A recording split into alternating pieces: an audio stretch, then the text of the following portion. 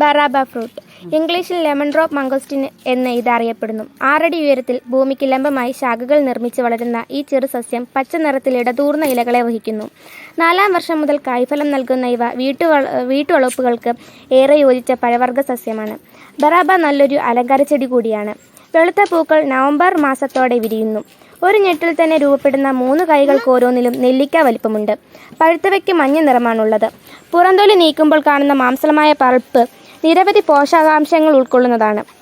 പഴങ്ങൾക്കുള്ളിലെ ചെറിയ വിത്തുകൾ ശേഖരിച്ച് മണൽ നിറച്ച സഞ്ചികളിൽ പാകി മുളപ്പിച്ചാൽ മഴക്കാലാരംഭത്തോടെ തോട്ടത്തിൽ പറിച്ചു നട്ട് 4 വർഷങ്ങൾക്കുള്ളിൽ വിളവെടുക്കാം.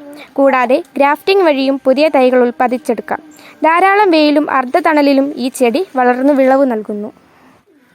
ഈ തൈ നമ്മൾ കൃഷിഭവനിൽ നിന്ന് വാങ്ങിച്ച് നട്ടതാണ്.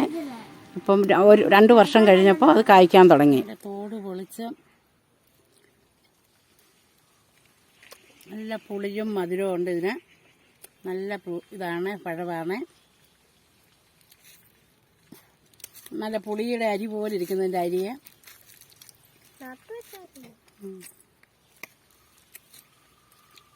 നമ്മൾ കൃഷിഭവനിൽ നിന്ന് ഒരു തൈ മേടിച്ച് വെച്ചതാണ്.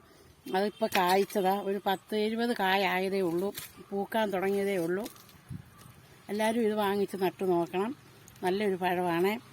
ഷുഗർകാർക്കൊക്കെ കഴിക്കാൻ കൊള്ളാം. ഒരു മധുരം, ഒരു പുളിയൊക്കെയാണ്. നല്ല പഴം, സൂപ്പറാണ്, സൂപ്പർ.